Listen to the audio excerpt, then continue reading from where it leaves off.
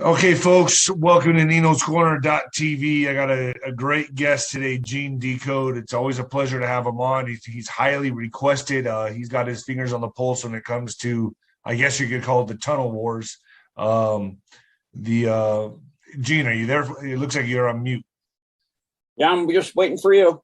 Okay, all right, cool. No, great to have you on, Gene. I mean, what do we call it? Tunnel wars, tunnel explosions, earthquakes. I mean, there's different ways to look at this, but you're saying, no doubt in your mind, these are tunnel wars going on. The explosions or the earthquakes that we're feeling around the world are the explosions happening in the tunnels. But has there been more? Has there been less? Is it about the same? What's going on, Gene?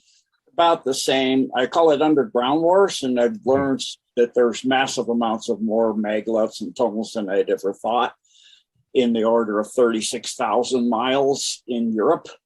Wow. Yeah.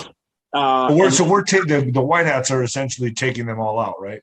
Yeah, it's a long and involved process, as you might well imagine, with that amount of tunnel. Just that I've new tunnels that I've learned about and been mapping out and all of that. As I learned, there's tunnels that go from the U.S. and like Arlington to Geneva. So people that work at CERN go there, and then they go from there to CERN. I'm Wow. like, oh my goodness. So the world is kind of carved out in this like honeycomb. Yeah, it's like a giant honeycomb with tunnels and trains and domes, and they have portals that even go off world. So you can go, like if you worked in Dulce, you might actually be on Mars.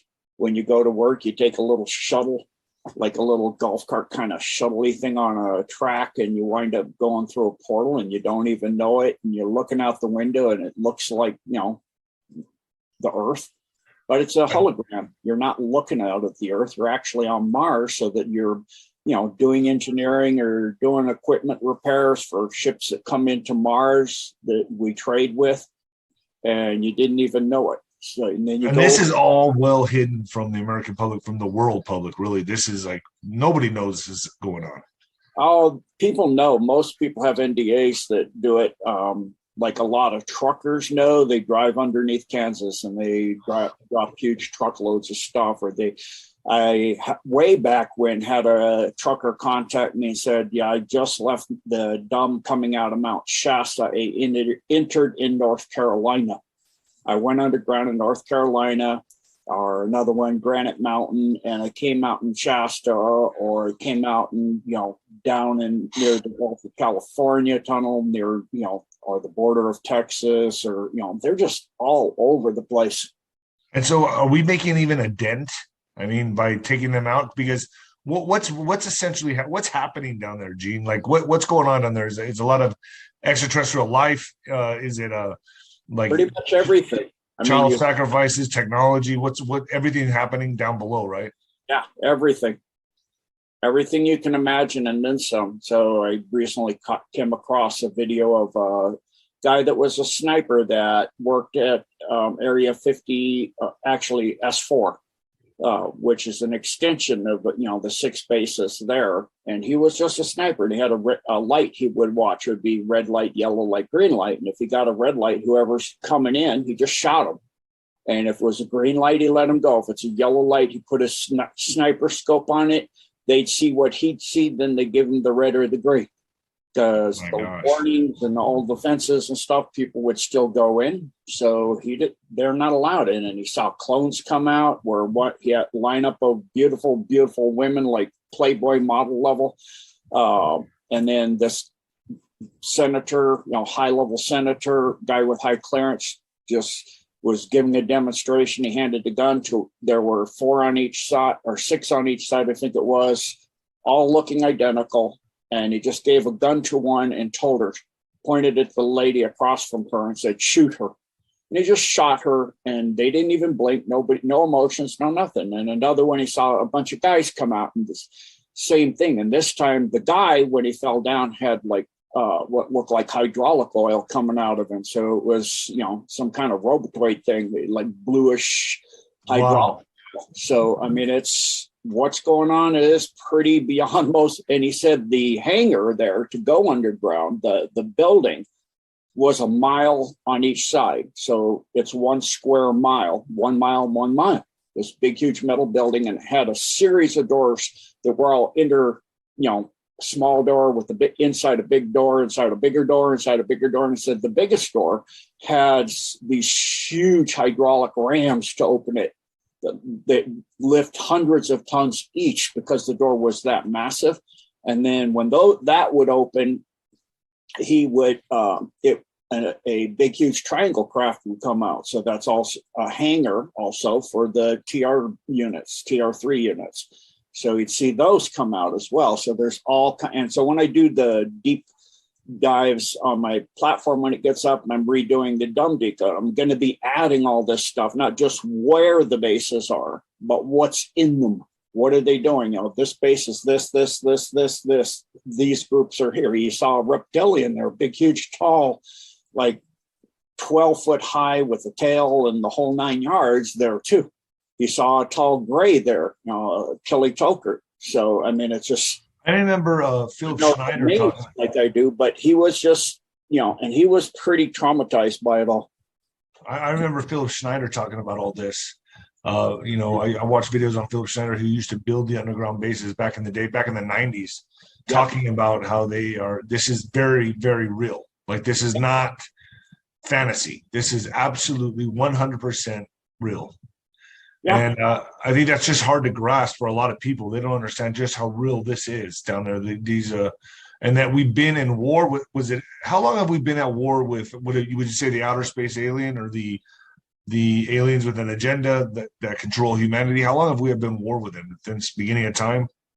Over 1 billion years. Well, I guess that's good enough. Well, let's get started, Gene. Where would you even like to start with this? So I was going to go into the mundane things of the surface world. Okay, yeah. I mean, that was a good kickoff right there. But yeah, let's go ahead. You take it from here, Gene. So I'll just go ahead and share a document I built for you for the interview here today, and then so you can see this. Okay. Yeah. Okay. So. Let me see if I can get it the size a little better here. Get a little bigger. Zoom in a little. There, that's a little better. So 5 August, Kosovo protests. There are protests in Kosovo, which is here, because they were requiring Serbians, workers, to show registrations and register as Kosovo citizens and all kinds of things. And Serbia's allied to Russia, so they blocked the border so they couldn't go to work. And then the Kosovo were upset too. And of course, this is exactly what Putin was saying that they were doing with Ukraine. Look at what they've done to Serbia. Everything around it is EU or NATO. You got Croatia, you've got Romania, Bulgaria, Macedonia, Albania, Montenegro, Bosnia, Herzegovina. It's surrounded and it's allied to the Russian Federation. So obviously they got pressure. I call them wink and blinking and nod running their government. Nods, just nods. He just goes nods and stumbles through whatever the prompters say. And then you got blinking, and then winking is Kamala, of course. So he obviously Blinken has pushed that registration to antagonize Putin and Russia. And as the head of BlackRock has said, Ukraine will be the end of the New World Order. And indeed, it is coming down and looking that way now. So.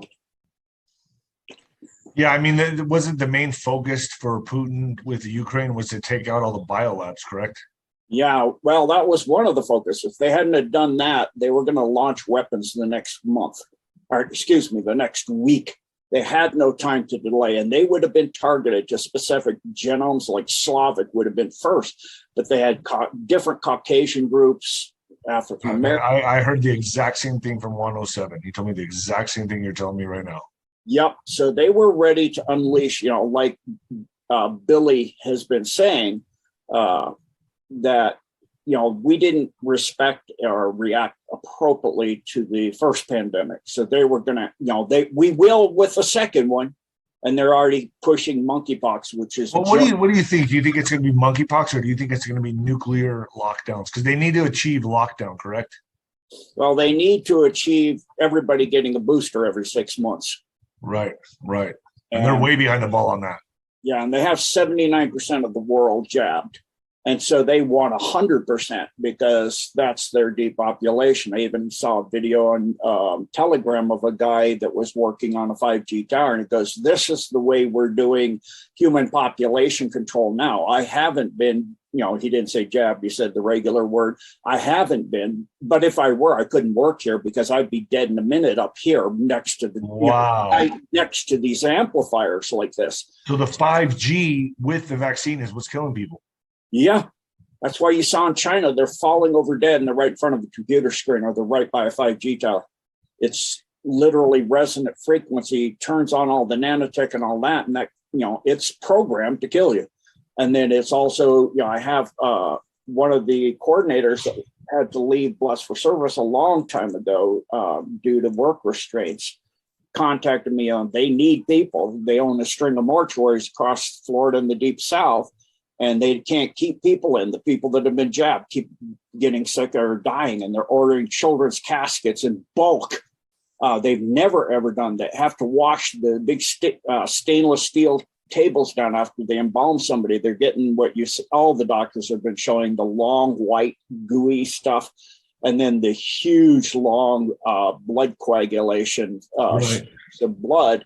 And then they're also getting these globules, kind of clearish looking globules from the size of a pea to the size of a large olive. And if they don't wash that off before it dries, you can't scrape it off with a metal spatula and or a scraper like you use for your grill. They can't get it off. They have to trash the tables. They got to wash it down before it dries. So it's pretty serious what's going on. A lot of people don't realize it. And then, of course, the deep state is struggling to survive and fighting back, which they're not counterpunchers. They're used to being in a position of control. There was a recent meeting that it was a Holocaust recognition meeting, but actually the Bilderbergers hijacked it, and to show how they are, because they don't know what they're doing anymore. They wind up getting in a fist fight in there because they're like, how do you do this? No, because they're a group of various families that have agreed to work together, and everything's been going sunny for them for a billion years, and now it's going wrong. And so they don't know what to do, and everybody has their own idea. They've never been opposed before. Exactly. They've never been to the point of having to counterpunch. They've been in control of the first move every time. It's almost like to me that makes sense, boxing, right? So it's or like a bullfight. It's a matador versus a bull. They've always gone forward. They've done what they wanted to do, and now the white hats are kind of playing the matador. Yeah, to use your boxer, it's exact. And I've done that in martial arts, where a good fighter that's been a really good fighter and he's used to always taking the lead and being on the attack gets a better fighter, and he gets put on the ropes, and he's round after round, he's being put on the ropes and he's being beaten senseless. He eventually goes into panic, and he just starts swinging madly and going crazy and throwing everything at not even where you are. Just swinging and kicking and doing everything you can do, biting and clawing. And that's what they're doing. We're at with them right now.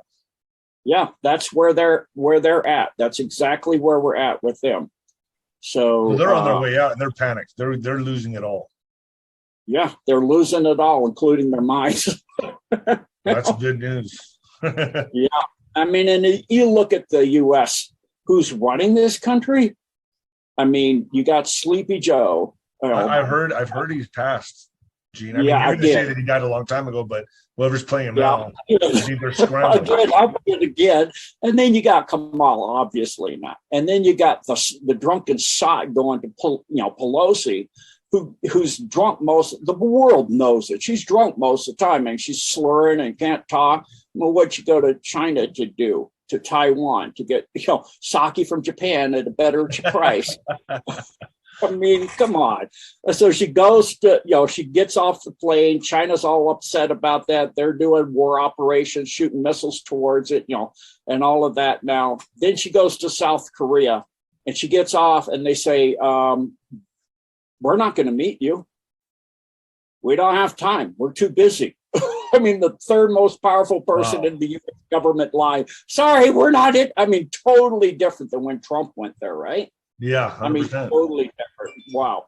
And then you've got Gazprom, and they've told the EU very simple because they can't get them to ship the turbine back. Olaf Scholz went and looked at the turbine at the plant in Canada. I mean, what's that, a photo op? Stop looking at it. And if your people are not going to have fuel for the winter, stop looking at it and say, here it is, it's ready to ship. Ship it. Stop saying, here it is, it's ready to ship. Ship the thing. And so Gazprom just said, I mean, if you had a customer and they keep playing these games, you just go, okay, I'll solve the problem for you. We have another line. We got back another Nord Stream line. Turn that on. And they also said as of 1 August, they're still supplying 41.7 million cubic meters of fuel to the one remaining entry station. It goes, of course, in Ukraine and so they said, all you got to do is have that shipping station in the Suja line turned back on, problem solved. Linsky cut that line off back in May to put pressure on the EU to get sanctions against Russia and get dollars for weapons, and that's what dollars and weapons, and that's ludicrous too. And like I said, they're not delivering that turbine for the Portovaya station. Olaf Scholz goes and does a photo op. That's what his answer, right? I mean, it's ludicrous. So what's going on and what is really happening is utterly ludicrous. Then, of course, the Ukraine situation. At this point, I'm going, holy smoke, every decision you make is the worst possible decision you could make as far as battle plans. So, they've shipped a total of 16 HIMARS now, and Russia's taken out 6. They're taking them out fairly quickly. And the solution isn't going to be to ship them weapons because they're now inscripting anybody between the age of 15 to 75.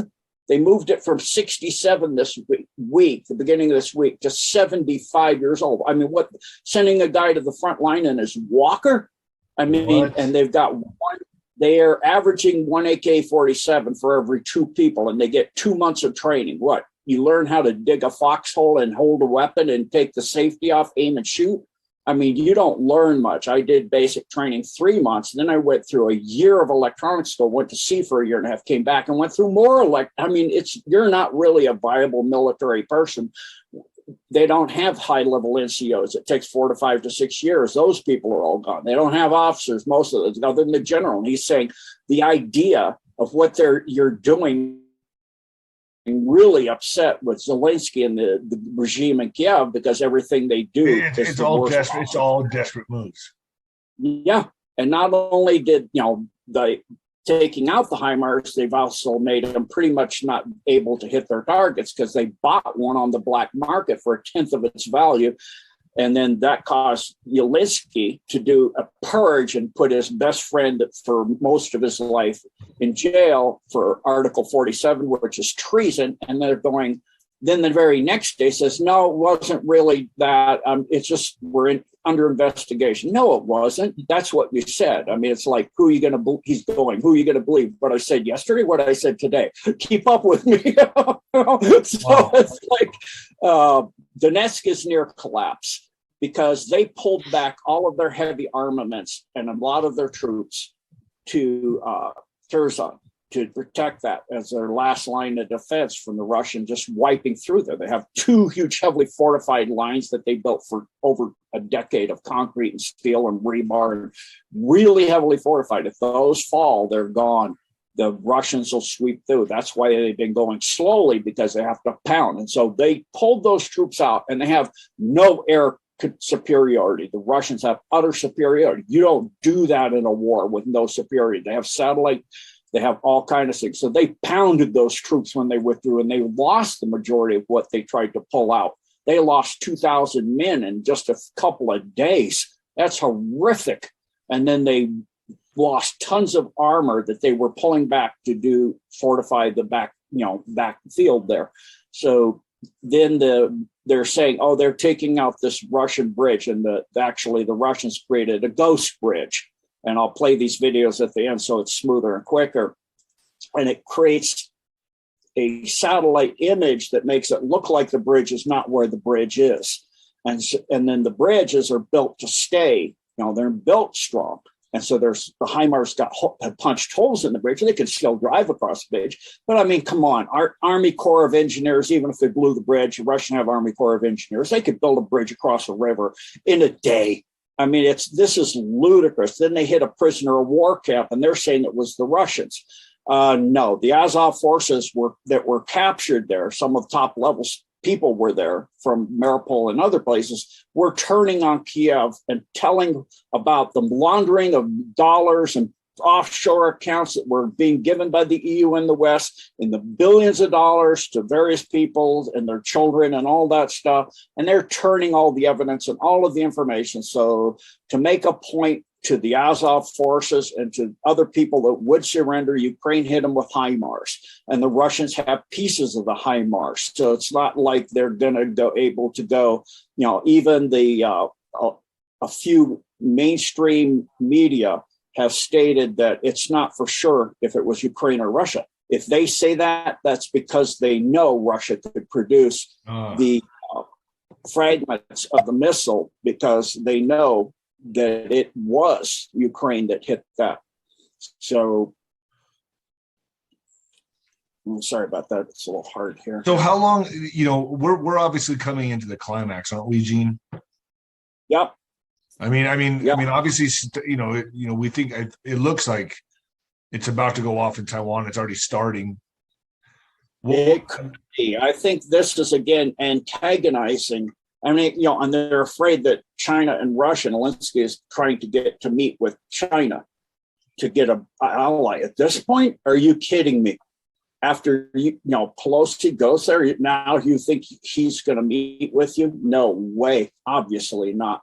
So I'll go through these two videos at the end. There's really a short summary of the Ukraine situation, and this one is phenomenal. And I recommend people watch this one in entirety. It'll give you an understanding of why are they throwing all their men under the bus, all their good people in Ukraine. I mean, the brown shirts, the true NAZIs, the Azov and the Bagaran forces. Yeah, they're totally NAZIs. But the Ukrainian men, what they're doing is making, when Russia gets it, every family will be upset with Russia or hate Russia because they've lost a dear family member. And to rebuild that eastern area is going to cost a fortune. It's going to be so destroyed. They're pounding it as they leave, Ukrainian forces, to make it terrible for Russia when they have to rebuild. And then Lloyd's of London, the Russian oil situation is absolutely ludicrous. What's going on? Lloyd's of London saying they're not going to insure Russian ships carrying oil, except in an emergency situation as of 31 December. So what do? You just say everything's an emergency situation. That's ludicrous. Baltic states' reliance on gas is incomprehensible to most people. And Germany's not much better. Their are dropping and dropping and dropping. So now they're saying, every EU country is saying, you've got to conserve, winter's coming, our reserves are falling, not growing, we should be pumping up, we're draining it down. French Prime Minister said, follow my lead and stop wearing a tie to work. I have a better solution. Just if you're a man, just wear flip-flops and shorts and nothing else. And if you're a woman, wear flip-flop shorts and a halter top. And then when winter comes, you can look like Charlie Brown. Buy 8 snowshoes of varying bigger sizes and be layered like crazy when you come to work. That's what they're gonna wind up doing. It's utterly, they don't care about their people. Spain is saying that they will put fines on their people, on their companies and things that break. They now are putting in energy usage restrictions in, And if But that's all part. I mean, Spain's saying that's all part of what they want anyway with the climate change thing, right? Oh yeah, and so they're saying it'll be a $6,000 to $60,000 euro charge fine for violations of that. So they're going they're going forward on this no matter what. Even though they're losing, even though they're desperate, they're going full speed with this climate change. Yeah. That's the next big monster.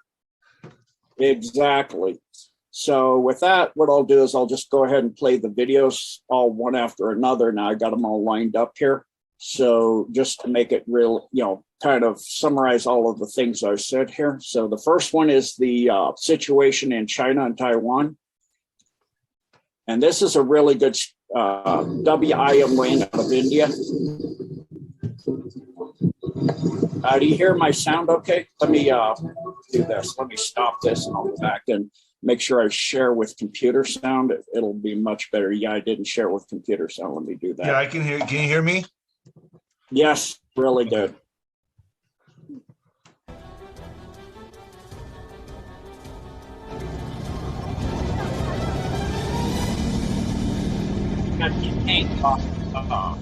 In China on their beaches. Even. Will she, won't she? Well, she has. Nancy Pelosi has landed in Taiwan and put paid to all speculation. The ball is now in China's court. Will it launch a war or a military operation? I'll just take this.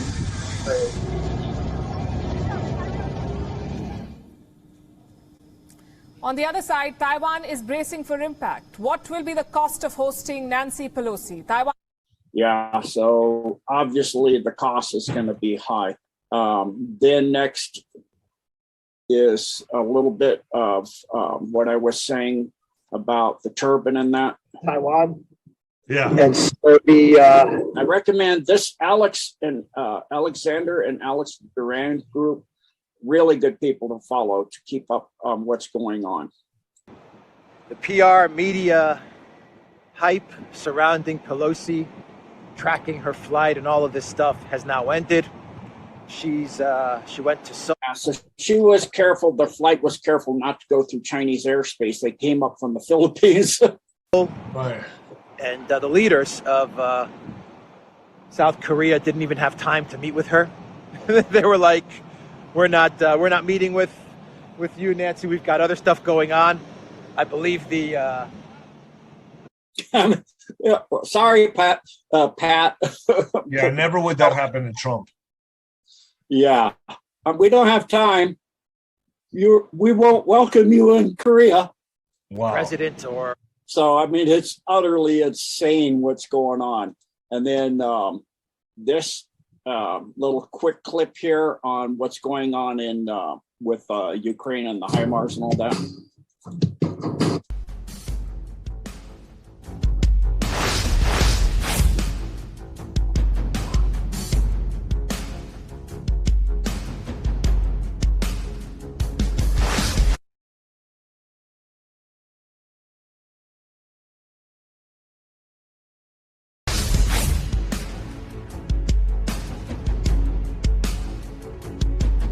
So the technical flaw in the HIMARS they found was because they were able to take one apart, the one they bought. Explain what a HIMARS is.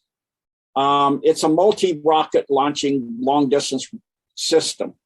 Okay. And they're quickly removing them now, and they're able to deceive them now.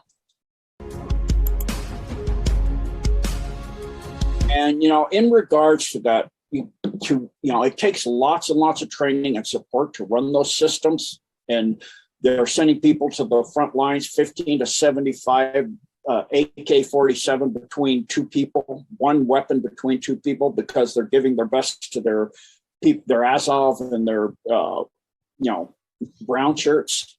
So those people are getting terrible stuff. And I mean, the training, you learn to shoot an AK-47, you get there. Instead, you don't have that because you got stuff from Germany, right, and you got stuff from the US, and you got stuff from the UK, and you got stuff from, Greek, Turkey, or you got all kind of this mishmash of weaponry that doesn't fit together. It is insane what they're doing.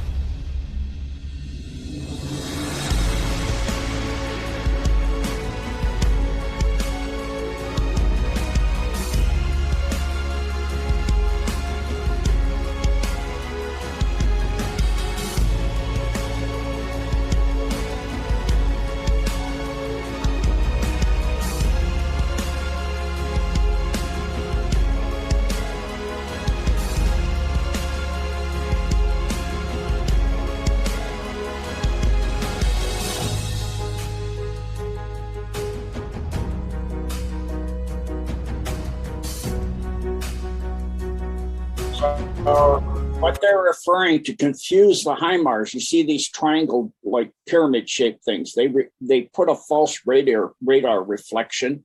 It confuses satellites and the radar. It makes it think the bridge is over there instead of. Yep. Interesting. Yeah.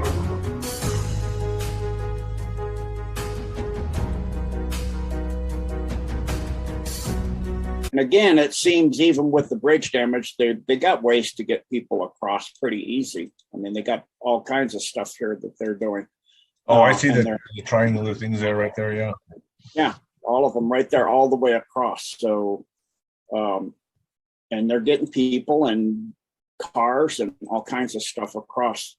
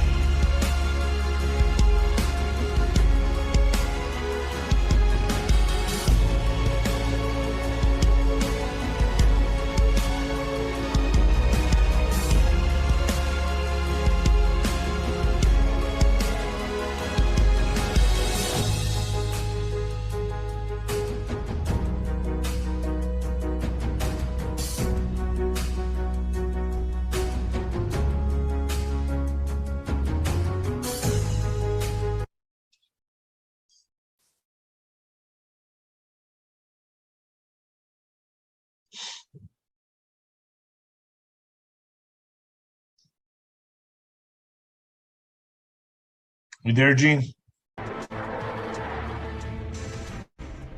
Moscow launched an offensive to destroy the remaining Ukrainian defenses on the Donetsk front. The units of Russian and People's Republic Army are jointly committed to the complete liberation of Donetsk and the expulsion of Nazi Ukraine. So far, about two-thirds of Donetsk Republic has been liberated by the fighters. Meanwhile, reports from the General Staff of Armed Forces of Ukraine acknowledged that their troops had withdrawn from the front lines in Avdiivka area and Bakhmut direction. So let me go back and explain. This is what I'm saying. This line coming through here from between Avdiivka and Bakhmut, they have a massive bunker system of concrete and reinforced rebar steel and all kinds of armaments in there. This is where the Russians are pounding right now. And if they break through that, it's going to be short news.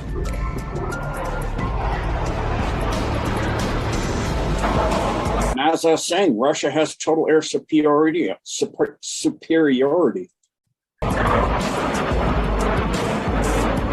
an Su-25. Russian Ministry of Defense demonstrates the artillery and aviation work of the Air Force during the battle in Donetsk. The Russian cavalry launched attacks from Bakhmut via Avdiivka, Marinka, Soledar to Zaporizhia and Kherson. This caused maximum tension in Kiev, fear of the collapse of the front. Russian TOS-1 heavy flamethrower was seen supporting Republican troop operations towards Soledar, Bakhmut, and Avdiivka. Meanwhile, Russian aerospace forces launched airstrikes to destroy the positions of armed forces of Ukraine and nationalists in the. So next I'll go to the main one here that is a full update. Really, really excellent. Highly recommend people follow New Atlas. Okay. I don't know what's going on here. Let me. Why is it not pulling up? This is so interesting, man. Yeah. You really put this together well, Gene. Thank you. So next one here. This is New Atlas. Brilliant young man, and he has a really amazing guest. Both of them were military. The guest was Navy, like myself. He's now a Russian citizen. His wife is Ukrainian, and most of her family are all over Ukraine. This is my update for Russian military operations in Ukraine for August 4th, 2022. And for this update, I will be joined by Mark Sloboda. He's a U.S. Navy vet. He now resides in Russia, Moscow to be exact. In the Navy, he had been doing nuclear engineering. Now he teaches international relations and security at Moscow State University. Let's hear a little bit about Mark's background, and then we will get into the issues of what's going on in Ukraine at the moment. First, Brian, thanks for having me. I've been a fan of yours forever, back to the Land Destroyer days. So it's mutual. Politically repressed in Ukraine. They have been since then.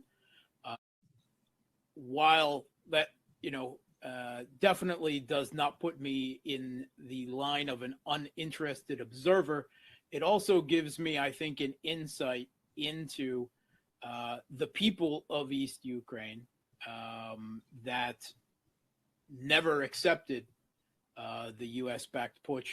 I just zoomed through his history, and what I said, his family's all over Ukraine. His wife's family he's married to. Overthrew their government that they had overwhelmingly elected back in 2014. Their opinions are completely politically repressed in Ukraine. They have been since then. And when they're not politically oppressed, they're actively being fired on and have been for the last 8 years. They are dismissed as pro-Russian separatists in the Western media or as Russian proxies. But polls at the time in 2014 conducted, as reported in the U.S. then owned and run Kiev Post, a very pro-Maidan newspaper, admitted that a majority or a plurality of the Ukrainian population, polled by polling groups still used today, different polling groups, taken during the Maidan, all showed that a majority of Ukrainians, a slim majority, but a majority opposed the Maidan. So despite the idea that everyone in Ukraine supported this revolution of dignity, the way the buzzword, because some people get dignity and others not so much, there was significant political opposition to the overthrow of what they consider the last legitimate democratically elected government.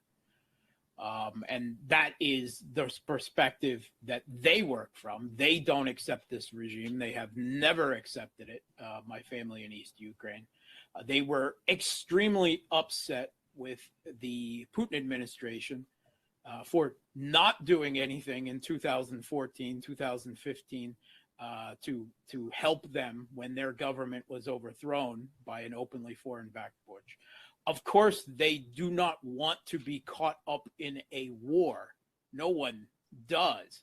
At the same time, they have to give it their grudging support because they want this regime gone.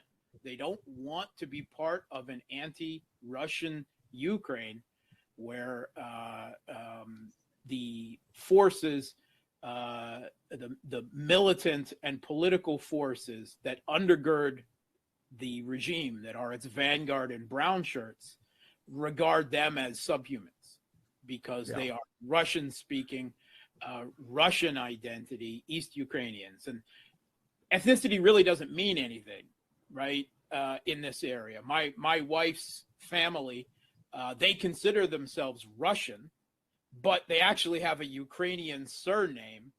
And if you look back in their history, there's Russians, there's Ukrainians, there's Tatars, there's even an Uzbek in there. They are a Soviet mutt family, as is much of East Ukraine, it must be said. So it's not a matter of them being Russian speaking or Russian ethnic. It's more about identity and worldview. And Ukraine has long been a country divided along national identity lines. Nearly, you can look at it geographically between West Ukraine and East Ukraine, with Central Ukraine not really having a firm identity and willing to go whichever way the current political winds are blowing in the country. But the Western Ukrainians, they were not part of Ukraine up until 1938, 39, right? The run up to World War II.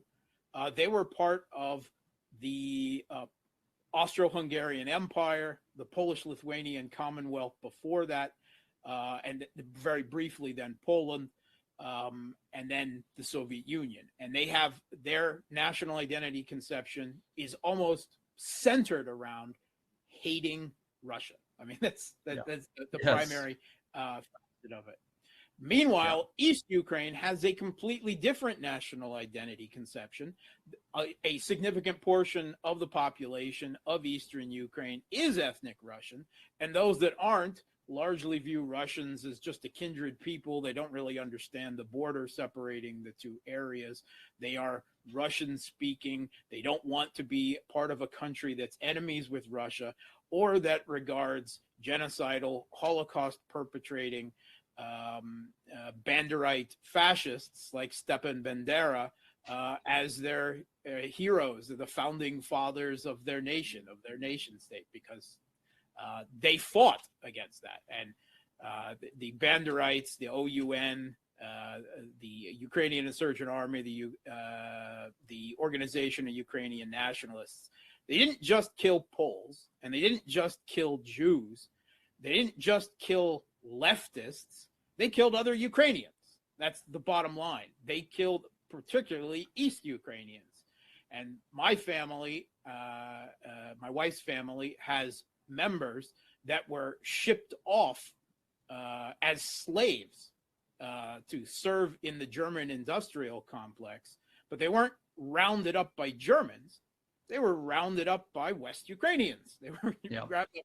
So that's during World War II by the Hitler's forces. By the Banderite battalions. So there is this very heated national identity divide in Ukraine. Any attempt to paper it over or deny it is just complete propaganda. I theorized, I talked about it. It was long talked about. There were science fiction conventions in Ukraine talking about a future civil war in Ukraine because everyone knew it was coming. The country was internally and externally balanced between East and West, right? Both domestically and geopolitically between the West, which supported the Western Ukrainians, even if many of them were ultra-nationalists, and Russia on the other side. And when I was doing my postgrad at the LSE, I was running a crisis scenario for the London International Model United Nations. And the scenario I ran was a civil war in Ukraine, where Donald Trump was the president, where Russia and NATO entered on opposite sides of the conflict, and that was in 2010. Yeah. So, well, actually, Mark, this is a great place to start. I usually end my updates by refreshing people's memory on how all of this started, how Russia did not start a war in February of this year. They intervened in the middle of one. And as you said, and I've heard you say this elsewhere, that these are not neo-Nazis. When the Western media... And see, that's an important point. What he just made is people in the West are made to believe this is a brand new thing. They intervened in a long-going conflict. Talks about the extremists. They refer to them sometimes as neo-Nazis. But as I have heard you say, they're old school Nazis. I mean, they are Nazis. And this is a very serious issue. And this was something that Russia got into in February. And it wasn't a decision taken lightly. And it wasn't on a whim. And it is not a conflict of choice, not from my point of view. So I think it's good that you've said very upfront your perspective, and I think it's good that we get a perspective from the other side, because all we hear in the Western media is from one single side, and then the other side is just completely dehumanized, that, as you've kind of mentioned. How about are you familiar with Defense Politics Asia? Yes. Okay, let's take a look at the map, where things stand right now. That's how I usually start these updates. There is this supposed counteroffensive taking place around Kherson, and I don't see any evidence of that. I don't see any evidence of that. Not on this map, not even on the pro-Ukrainian live UAmap.com. I don't see it. So the things have been pretty static around here. I have heard that Russia is reinforcing the area with battalion tactical groups, possibly for an offensive, maybe not even for a defensive. We can talk about that. Around Donetsk city, which has been tormented for 8 years, there has been, I think they around Advayevka, and they're now moving at it in the suburbs, basically from all sides. And it is a very serious penetration. The Ukrainian is fighting in the outskirts of Bakhmut itself. The same thing in Soledar, and it is very significant. Oh, these two lines, this is what they're doing now, because they pulled back that heavy armament. What you see is following the river contour here, and then this contour here, you have these two huge, heavily fortified concrete, steel, rebar, all kinds of troops, weapons, and they pulled a lot of it out and compromised it. It's allowed they thought the Russians were doing slow advances and they were having problems. So they took advantage of it, pulled back and fortified Kherson. And then the Russians knew they were going slow to try to maintain the least damage to infrastructure and civilians. And so that allowed the Russians to just pound the bejeebers out of them as they retreated, because they have total air superiority. And these are their two primary lines of defense, especially this last one. If this falls, their battle is done. It's going to be like he said, they did a scenario, what's left of Ukraine, something the size of Wisconsin around Kiev, maybe. Wow.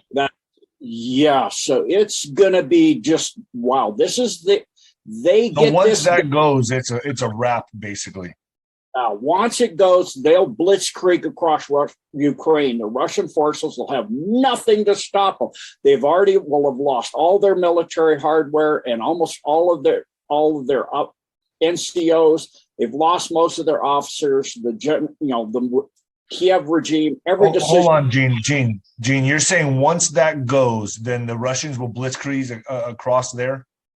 Yeah, they can go to the Dnieper and then it's over. And then we can over. Yeah, if they want, they'll go down. But people need to understand this would be the death of the head of the snake, correct? Yeah, cut the snake's head clean off once this goes. Yeah. If this goes, they're saying, probably won't get through this till the beginning of next spring. I don't think so. I think they're going to get through this before the end of this year. They'll go through this in the winter. They're used to. They fought Hitler's forces in the winter. Hitler's forces weren't ready. They're trained. They're from a cold country. They will go through that, and when they go through that, they'll scream through Odessa, take that area. Then it'll wind up. What's left of Ukraine will be landlocked. It'll be something small around Kiev, maybe, because they can, after that, they'll be able to do anything they want to do. And all this saber rattling, this is this and this is that by the Pentagon and all that is a bunch of baloney. They keep saying there's advances. They say this, they say that. They invaded, they intervened in a long-going destruction of people in the eastern Ukraine where they're finding mass graves and all kinds of things. So it is absolutely insane what's going on. And once this one falls, you're going to see that will create, if there's something left here, I think this is a diversion actually, because if they take that out, then this is a cauldron, and they can move all of these forces surrounding this all the way around. They can move their top battalions forward and take the rest of Ukraine like in weeks would be an overestimate in time. It might even be faster than weeks. So it's going to be something quite amazing and just really, really move through. So then I wanted to just cover and touch on a few things, the reliance of the Baltics on fuel from Russia. The Baltics is one of the regions dependent on Russian gas. Latvia depends on Russian gas by 93%. That's massive. Estonia by 79% and Lithuania by 40%. So, I mean, that's your economy and that's your heating and that's everything. So, I mean, that's fairly massive. At least now, I mean, this really warmed my heart and made me feel that finally somebody's realizing that those of us that didn't get jabbed have survived the largest psyop in human history. Right. And finally people are waking up. And so this is a beautiful piece here, if it'll play. No, why it's not playing.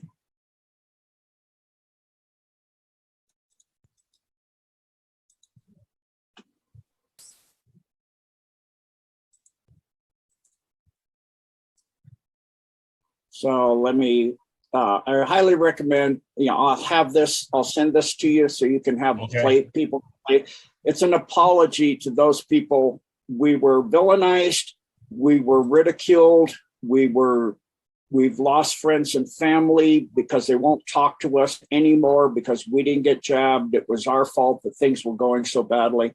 And we all know the truth. So the last thing I wanted to do is announce, thank you for allowing me to do this, Nino. I'm looking at getting my website, Gene Decode, up as of the 17th of August. We were going to do it on the 7th, but don't have anything there. So I don't want people to go there and say, well, it's a beautiful website, but there's nothing to look at.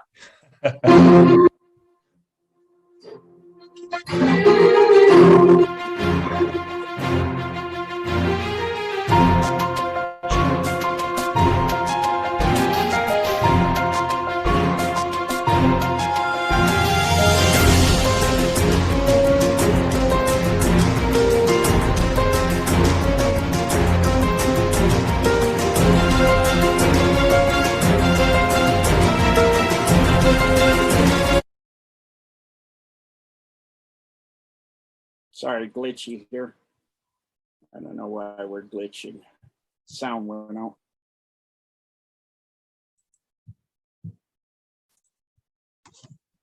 Does this every time, I don't know why.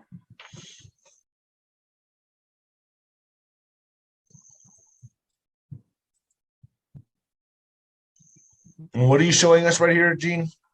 This is my website. This will be the channel called Deep Dives. Okay. Fortunately, my computer's glitchy today. So different platforms on it that will have, areas on the Deep Dives back channel, the subscription part, which will be $7 a month or $77 a year. And then I'll send you the, I put the link in your chat. Maybe it would play for you. Let me pause this and you can see if you can play it.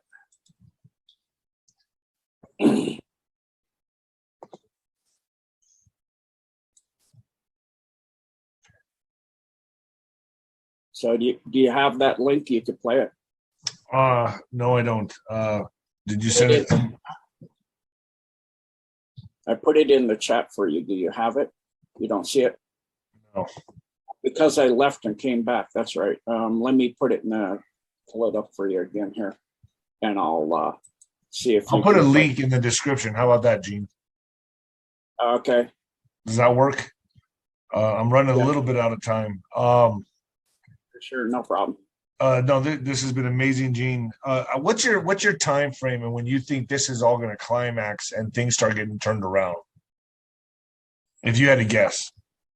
I can't. there's too many figures involved and potentialities and possibilities from the timeline at this point. I mean, it matters what moves.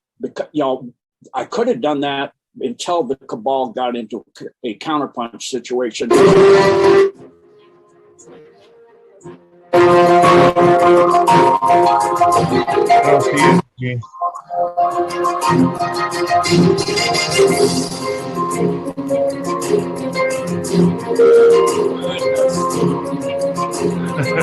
Gene, I can't hear you.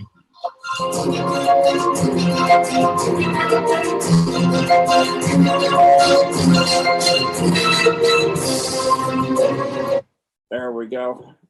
All right. So you think that you believe that there's just no way to tell that when this will end, when we're going to finally come into the ending of all this nightmare? Exactly, because at this point with the timeline intersections, and you have a counterpuncher who's never counterpunched. You got a guy on the ropes who's never been a counterpuncher. He doesn't know. You can't use the algorithms for figuring out how fast things are going to go because they've not been in this mode before. You don't know how fast they're going to go because they've never been in this mode before. So I can't compensate for the variables at this point. There's too many. Yeah, they've never had opposition ever. They just moved forward with arrogance, controlled everything, controlled the whole chessboard. They've never had this kind of opposition. Exactly. They've never had a massive group of beings come against them, not just here on Earth, but non-terrestrial beings coming together against them. So there's so many factors involved that haven't been involved here for a very, very long time. And some never before. The Garthans and the Inner Earth have never come up and dealt with surface battles. After the destruction of the surface by floods or whatever, they'll come up and help civilization come back.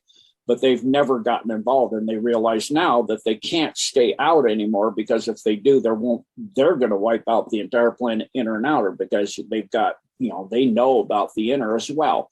And so it's not going to be able to, they can't stay out. You've got the 10 kingdoms involved. They haven't been involved for thousands and thousands of years because they tried to raid an armory, and that's in a parallel set of universes where they tried to raid an army of a bunch of beings that are essentially, from our point of view, magical beings.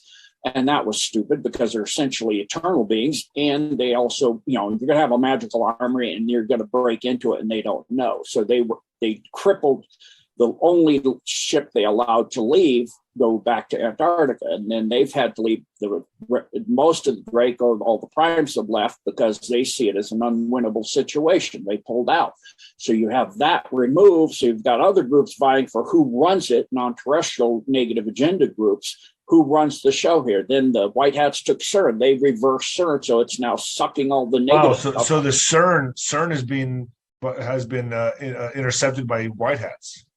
And being run, and they reversed the field polarities and everything and reunited the Merkaba field correctly rotating so that it's sucking all the negative stuff that it sent here, pulled in here. Now it's pulling it back to where it came from. So there's so many different factors. Gene, do you know when they took over CERN? Because I thought that they were supposed to fire it up July 5th and it didn't happen. Is that right? Yeah, they're doing the last tweaks. They've actually had it for 2 years. They took out the dome under Geneva, and that's where everybody was going to CERN from. That allowed them to get to CERN and totally rebuild the thing and realign it. And then additionally, you've got, various Guardian Alliance and the Council of Seven that are now allowing for interference because they were interfering on parallel timelines. The negatives were, and the Cabal. Well, that's, if you watch the new Doctor Strange movie, it kind of speaks to what the overall consequence you can have if you have a significant incursion in timelines where they're becoming too similar. they'll collide, and you can have both of them or many of them annihilated, where they had that crossroads. That's actually where a whole bunch that were interfering with each other wound up colliding and pretty much demolizing all of the ones involved with each other. And that's what the cabal has been doing. It's interfering cross timeline, and that can cause an incursion that causes timelines and implosions, and whole universes wink out of being, and you just have a bunch of debris. So the Alliance had to interfere, the Council of Seven petition, because they said this is coming. So they interfered to stop that from happening, because what makes the difference in the quantum field of the different quanta is decisions we all make. And they were making all of the decisions merge into where they are in control of everything. Well, there's ones where they're not in control, and they wanted to be in control of every universe, everything, everywhere. And that was interfering in the choice of every being. And that's the highest law of God, is choice. You're allowed to make choices. And then as you go up to higher density beyond third, you actually merge with other use of other choices. So you can know what it's like to have made those choices and live those choices and become wiser and more able to be respectful and kind and in higher service to the creator of all things in the divine plan. And they were interfering with that as well. So they were interfering with free will. They were interfering with free will. Absolutely. So the Council of Seven said, we can't, the Guardian Alliance, the various, free worlds, like the Infinite Alliance of Free Worlds, you can't stay away from Earth anymore. It's going to wind up imploding multiple universes. We have to interfere. They've been interfering.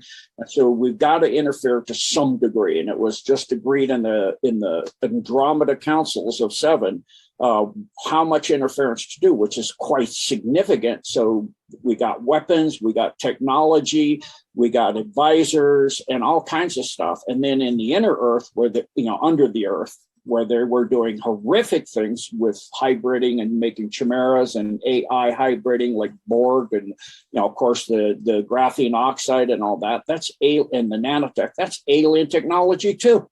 So they said no more. They're going to pollute the Earth out of existence. The AI incursion can't be allowed to go any further. It's already taken entire galaxies in this universe, entire universes. We've got to put a stop. So you've got all of these factors that haven't been involved on one world before. So it's essentially impossible to say, when is this going to happen? When's that going to happen? Because there's so many new factors involved. You can't compensate for all the new variables. You got to, what used to be like a linear algebra problem where you had 4 or 5 equations, variables in the equation, you have 5 formulas. Now you've got 1,000 variables involved and 1,000 equations. And, even a quantum computer isn't going to be able to figure it out. That's why even the quantum computers can't figure out what's coming. God can figure it out, and it's the hand of God involved. So you've got that too, which you haven't had the level of direct intervention from the we're basically center stage of the universe right now. Not the universe, the multiverse. It's like you saw in Doctor Strange. It's very pivotal, where that him was the him that made a difference across the timelines, all of them.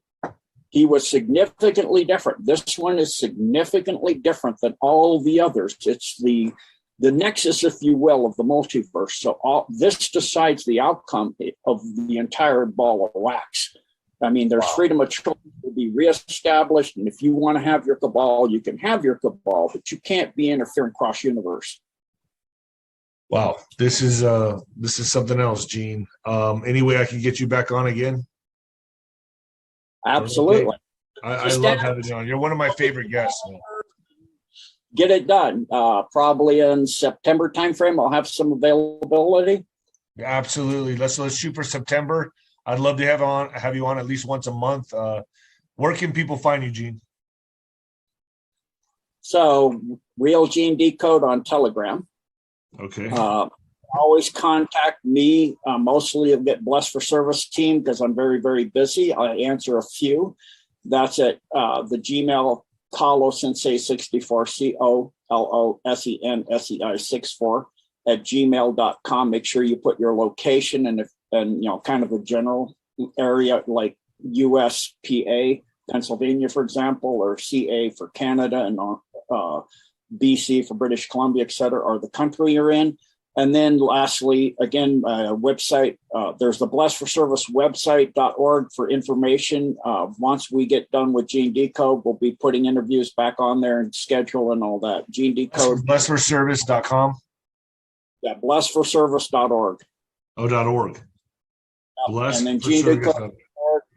Decode coming up on the 17th. Bless for Service is blessforservice.org, all one word. You got it. Gene, thank you so much for joining me. I'll have you back on September. You're always a pleasure. Thank you so much. Really appreciate it. All right, Gene. Thank you so much, and I'll see you September. Thank you. God bless. God bless.